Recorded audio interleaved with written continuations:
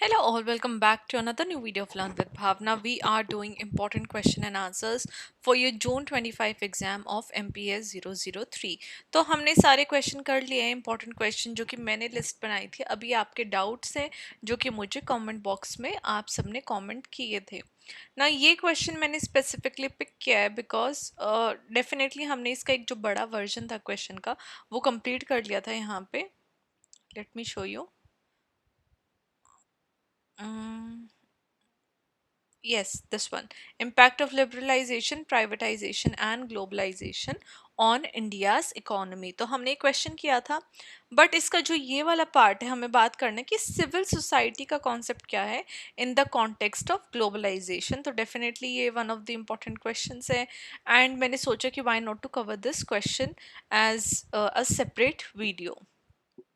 तो जब हम सिविल सोसाइटी की बात करते हैं आपको कॉन्सेप्ट पता ही चल गया होगा सिविल सोसाइटी का अगर आपने मेरी प्रीवियस वीडियोस देखी है तो ये एक ऐसी कम ऑर्गेनाइजेशंस हैं जहाँ पे गवर्नमेंट का रोल नहीं होता है. बेसिकली जब इंडिविजुअल्स अपने आप में वॉलंटरली अपने आप को ऑर्गेनाइज कर लेते हैं किसी भी एक कॉमन इंटरेस्ट को प्रमोट करने के लिए, वैल्यूज़ को, गोल्स को, तो वो एक सिविल सोसाइटी के तौर पे देखी जाती है. तो सिविल सोसाइटी एक ऐसा स्पेस है स्टेट और इंडिविजुअल्स के बीच में जहाँ पे लोग अपनी मर्जी से ऑर्गेनाइज करते हैं, ग्रुप का हिस्सा बनते हैं किसी भी कॉमन इंटरेस्ट, वैल्यू और गोल को प्रमोट करने के लिए. यहाँ पे एनजीओज भी आती हैं, एडवोकेसी ग्रुप्स आते हैं, कम्युनिटी ऑर्गेनाइजेशन आती है, social movements, faith based organisation, media, citizen networks, ये सब सिविल सोसाइटी के अंदर आता है. तो सिविल सोसाइटी एक ब्रिज की तरह काम करती है between people and the state जहाँ पे गवर्नमेंट को अकाउंटेबल ठहराती है रिगार्डिंग इट्स एक्शंस, जहाँ पे बात करती है सिविल सोसाइटी लोगों के राइट्स को प्रोटेक्ट करना एंड सिटीजन्स की वॉइस को रेज करना. कोई भी कंसर्न है, कोई भी इशू है तो वो सिविल सोसाइटी के द्वारा गवर्नमेंट तक पहुंचाया जाता है ना. जब हम ग्लोबलाइजेशन की बात कर रहे हैं तो जो सिविल सोसाइटी का रोल है वो और भी ज़्यादा इम्पॉर्टेंट हो चुका है. वो वेरियस फील्ड्स में एक्सपैंड हो चुका है एंड उसने काफ़ी ज़्यादा अपने आप को ट्रांसफॉर्म भी किया है. ग्लोबलाइजेशन का मतलब क्या है कि जो कैपिटल, इंफॉर्मेशन टेक्नोलॉजी है वो सब अब ग्लोबल लेवल पे फ्लो कर रहा है, वो सब ग्लोबल लेवल पे इंटरचेंज हो चुका है. लोग अक्रॉस द बॉर्डर्स जा रहे हैं, इंफॉर्मेशन जा रही है, टेक्नोलॉजी जा रही है. इससे क्या है, new opportunities as well as new challenges भी ये लेके आया है for civil society actors, for civil society individuals. अब सिविल सोसाइटी की बात करें तो ट्रेडिशनल एंड मॉडर्न व्यू हम जान लेते हैं. तो ट्रेडिशनली सिविल सोसाइटी को मेनली लोकल या फिर नेशनल ग्रुप के लेवल पे देखा जाता था जो कि कम्युनिटी वेलफेयर के लिए काम कर रही हैं, फॉर एजुकेशन, फॉर हेल्थ या फिर सोशल रिफॉर्म्स. इंडिया के अंदर फॉर एग्जांपल सोशल रिफॉर्मर्स थे, Raja Ram Mohan Roy and different organization थी जैसे आर्य समाज जो कि अर्ली एग्जाम्पल थे सिविल सोसाइटी के जिन्होंने एक रोल प्ले किया सोसाइटी में चेंज लाने के लिए. लेकिन अगर हम आज के टाइम पे देखें सिविल सोसाइटी को तो वो सिर्फ लोकली नहीं रही हैं, वो ग्लोबली इंटरकनेक्ट हो चुके हैं जहाँ पे ग्लोबली उन्होंने ट्रांसनेशनल नेटवर्क्स अपने क्रिएट कर लिए हैं जो कि human right, climate change, labour right and fair trade जैसे इश्यूज को एड्रेस करते हैं. अब सिविल सोसाइटी का क्या इम्पैक्ट है ग्लोबलाइजेशन पे या ग्लोबलाइजेशन का क्या इम्पैक्ट है सिविल सोसाइटी पे. So first of all they asking up about civil society in the context of globalisation. तो हमें इन दोनों का जो इम्पैक्ट है उसके बारे में बात करनी है. तो first is expansion of networks जो कि हमने आज के डेट में जो सिविल सोसाइटी का रोल है उसमें भी देखा कि जो सिविल सोसाइटी है वो ग्लोबली बन चुके हैं जहाँ पे उसने ट्रांसनेशनल नेटवर्क्स मतलब कि नेशन से बाहर भी इंटरनेशनल नेटवर्क्स अपने क्रिएट किए हैं. तो एक्सपेंशन ऑफ नेटवर्क्स हुई है ग्लोबलाइजेशन की वजह से. ग्लोबलाइजेशन ने सिविल सोसाइटी ऑर्गेनाइजेशन को हेल्प किया है कि वो अक्रॉस बॉर्डर्स भी ईजिली कनेक्ट कर सकते हैं through digital technology, internet and social media. अब इंटरनेशनली एक दूसरे से कनेक्ट करना काफ़ी ज़्यादा इजी हो गया है. इंटरनेशनल एनजीओज हैं जैसे amnesty international, green peas and Oxfam ये सब वर्क करते हैं लोकल ग्रुप्स के साथ, ताकि वो अवेयरनेस रेज कर सके regarding different topics and pressure put कर सके स्टेट्स के ऊपर एंड कॉरपोरेशन के ऊपर, ताकि वो कुछ ना कुछ एक बेहतर स्टेप ले सके for the citizens wellbeing. Second is new issues and causes. अब ग्लोबलाइजेशन ने न्यू चैलेंज भी क्रिएट किए हैं, चाहे वो इन्वायरमेंटल इश्यूज हो, कॉरपोरेट एक्सप्लॉयटेशन हो, labour rights violation, displacement, global poverty. तो ये सारे न्यू चैलेंजेस भी ग्लोबलाइजेशन से निकल के आए हैं। अब सिविल सोसाइटी इन सब चैलेंजेस को रिस्पॉन्ड करती है, इन सब चैलेंजेस को जवाब देती है, जहाँ पे वो कैंपेन करते हैं क्लाइमेट जस्टिस के लिए, फेयर ट्रेड के लिए, एथिकल सप्लाई चेन्स के लिए एंड कॉरपोरेट अकाउंटेबिलिटी के लिए।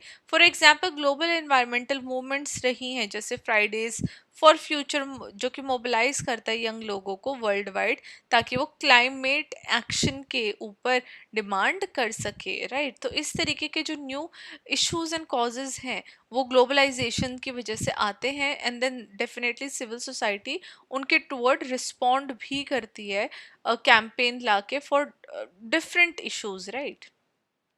Third is transnational advocacy. अब सिविल सोसाइटी ग्लोबल फोरम्स का यूज़ करती है, यूनाइटेड नेशंस हुआ, वर्ल्ड सोशल फोरम हुआ, इंटरनेशनल समिट्स हुआ, ताकि वो पॉलिसीज़ को पुश कर सके on different issues, different issues के ऊपर पॉलिसी लाई जा सके, वेदर वो इशू है जेंडर इक्वालिटी का, सस्टेनेबल डेवलपमेंट का, या फिर ह्यूमन राइट्स का। ऑल्सो सिविल सोसाइटी मॉनिटर भी करती है ग्लोबल इंस्टीट्यूशन को, जैसे वर्ल्ड बैंक है, आईएमएफ है, डब्ल्यूटीओ है, ताकि वो इंश्योर कर सके जो ग्लोबलाइजेशन है वो वल्नरेबल या मार्जिनलाइज कम्युनिटीज़ को हार्म ना करे। Fourth is empowerment through information. अब डिजिटल ग्लोबलाइजेशन सिविल सोसाइटी को एक टूल प्रोवाइड करता है जिससे कि रैपिड कम्युनिकेशन हो सके, लोग मोबाइल हो सके एंड इंफॉर्मेशन ईजिली शेयर हो सके। Social media campaigns new new निकलते हैं, ऑनलाइन पिटिशंस फाइल होते हैं जो कि मिलियंस ऑफ लोगों तक इंस्टेंटली रीच कर जाते हैं, एंड गवर्नमेंट और कॉरपोरेशन को फोर्स करते हैं ये डिफरेंट कैंपेन्स, ताकि वो रिस्पॉन्ड करें इन कैंपेन के टूवर्ड एंड राइट स्टेप्स ले for all the benefits of the citizens. Like यहाँ पे मूवमेंट भी स्टार्ट हुई थी ग्लोबल लेवल पे, मी टू मूवमेंट, या फिर कोई भी ग्लोबल प्रोटेस्ट हो वॉर रेसिज्म के अगेंस्ट। ये सब एग्जाम्पल है कि कैसे जो ग्लोबलाइज्ड सिविल सोसाइटी है वो टेक्नोलॉजी का यूज़ करती है सोसाइटी में चेंज लाने के लिए। Fifth is funding and support. अब ग्लोबलाइजेशन ने इंटरनेशनल फंडिंग काफ़ी ज़्यादा इंक्रीज कर दी है एनजीओज के लिए, ग्रास रूट ग्रुप्स के लिए, जहाँ पे काफ़ी सारी जो सिविल सोसाइटी ऑर्गेनाइजेशन है वो ग्रांट्स रिसीव करते हैं ग्लोबल डोनर से, फाउंडेशन से, या फिर डायस्पोरा कम्युनिटी से। इसकी वजह से जो लार्जर या फिर मोर डाइवर्स प्रोजेक्ट्स हैं वो भी जो डिफरेंट सिविल सोसाइटीज़ हैं वो टेक पार्ट करती है उनमें, एंड उन इश्यूज को भी वो मैनेज करने के बारे में सोचती है ना। चैलेंजेस क्या आ रहे हैं सिविल सोसाइटी के लिए in the age of globalisation? First of all foreign funding के ऊपर डिपेंडेंसी। जब टू मच डिपेंडेंसी हो जाती है किसी भी फॉरेन एड के ऊपर, फॉरेन फंडिंग के ऊपर, तो कुछ एनजीओज लेस अकाउंटेबल हो जाती है लोकल कम्युनिटीज़ के टूवर्ड, एंड वो मोर आंसरेबल हो जाते हैं डोनर्स प्रायोरिटीज़ के ऊपर। अब वो एनजीओ सोचती हैं कि जो मुझे फंडिंग दे रहा है I should listen to him, right. अब वो लोकल कम्युनिटीज़ की तरफ उनका जो ध्यान है वो कम रहता है, एंड ज़्यादा ध्यान या फिर ज़्यादा जो प्रायोरिटी है वो दी जाती है उनको जो कि फंडिंग करते हैं, फंडिंग प्रोवाइड करते हैं। Second is legitimacy and representation. कुछ क्रिटिक्स ये भी आर्ग्यू करते हैं कि हर civil society group genuinely represent नहीं करता है पुअर एंड मार्जिनलाइज्ड को। एक वहाँ पे रिस्क रहता है एलिट कैप्चर का, जहाँ पे अर्बन एनजीओ स्पीक करते हैं रूरल इश्यूज के बारे में विदाउट ग्रास रूट इन्वॉल्वमेंट। मतलब कि उन्होंने खोली तो हुई है, अपनी एनजीओज खोली हुई हैं, लेकिन उनको उन इश्यूज के बारे में रियल में कुछ पता ही नहीं है। वो ग्रास रूट लेवल पे जाके उन इश्यूज के बारे में पढ़ते ही नहीं है, रिसर्च ही नहीं करते हैं। तो कहीं ना कहीं कुछ सिविल सोसाइटी ग्रुप्स का जेन्युइन होना एक बहुत बड़ा क्वेश्चन मार्क बन जाता है। Third is state backlash. अब काफ़ी सारी गवर्नमेंट है इंक्लूडिंग इंडिया के अंदर जिन्होंने लॉ टाइट किया अपने around foreign funding and registration of NGOs, जो कि क्लेम करते हैं कि जितने भी मिसयूज या थ्रेट्स हो रहे हैं नेशनल सिक्योरिटी को वो नहीं होने चाहिए, जिसकी वजह से कहीं ना कहीं जो सिविल सोसाइटी का स्पेस है वो इन स्टेट बैकलैश की वजह से या फिर इन रजिस्ट्रेशंस की वजह से, थ्रेट्स की वजह से रेस्ट्रिक्ट हो जाता है। Fourth is commercialisation. अब कुछ सिविल सोसाइटी ऑर्गेनाइजेशन का जो रिस्क है कि वो टू प्रोफेशनल या ब्यूरोक्रेटिक हो रही हैं, वो और भी ज़्यादा कॉन्ट्रैक्टर की तरह काम करने लग जाते हैं, जहाँ पे वो सर्विसेज डिलीवर करने की बात करते हैं rather than bringing democratic changes. तो ये भी एक बहुत बड़ा इशू बन जाता है कि वो जो काम है वो अपने काम को कमर्शलाइज करने लग जाते हैं, सेल करने लग जाते हैं rather than just purely thinking about the betterment of the society. अब एट द एंड हम अपने आंसर को कंक्लूड करेंगे कहते हुए कि जब हम कॉन्टेक्स्ट ऑफ ग्लोबलाइजेशन में सिविल सोसाइटी को देखते हैं तो सिविल सोसाइटी बहुत ज़्यादा डायनामिक कनेक्टेड और इन्फ्लुएंशियल बन चुकी है। जो एक्ट है काउंटर बैलेंस का, स्टेट का, मार्केट का, वो बहुत ज़्यादा ज़रूरी है, तभी जो मार्जिनलाइज्ड की जो वॉइसेस हैं वो हियर की जा सकती हैं एंड इंक्रीजिंगली कनेक्टेड वर्ल्ड के अंदर। हावेवर काफ़ी सारे चैलेंजेस भी है, whether that is state control या फिर फंडिंग के ऊपर डिपेंडेंट होना, रिप्रेजेंटेशन का क्वेश्चन रहना। तो डेमोक्रेसी को थ्राइव करने के लिए ग्लोबल एरा में एक vibrant, transparent and accountable civil society की काफ़ी ज़्यादा ज़रूरत है एंड ये ज़रूरत पहले से ज़्यादा है। तो ये हमारा जो क्वेश्चन था सिविल सोसाइटी का कि कैसे सिविल सोसाइटी ग्लोबलाइजेशन या फिर ड्यूरिंग ग्लोबलाइजेशन या ड्यूरिंग ग्लोबलाइज्ड वर्ल्ड किस तरीके से फंक्शन कर रही है, वो यहीं पे एंड होता है। आप इसी तरीके से जो अपनी आंसर राइटिंग है वो करेंगे अगर ये क्वेश्चन आता है तो। Let me tell you again, अगर आपने इंपॉर्टेंट टिप्स वाली वीडियो अभी तक नहीं देखी है तो प्लीज़ देखिए, उसमें आपको पता चलेगा कि आपको किस तरीके से आंसर राइटिंग करनी है। पहले आपको इंट्रोडक्शन देना है, you have to talk about civil society, you have to talk about then globalisation.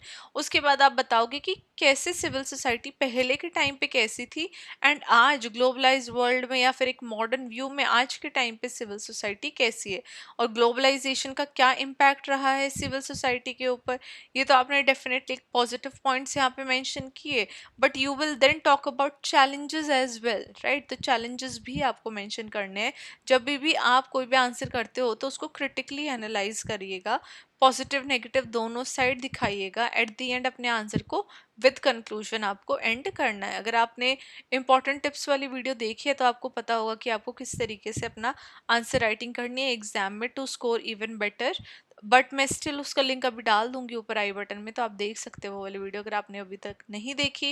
And अगर ये वाली वीडियो आपको अच्छी लगी, आंसर आपको समझ में आया, तो प्लीज़ चैनल को सब्सक्राइब करिए, वीडियो को लाइक करिए। I will see you in the next video. Till then keep on studying and all the really best for exam. Bye.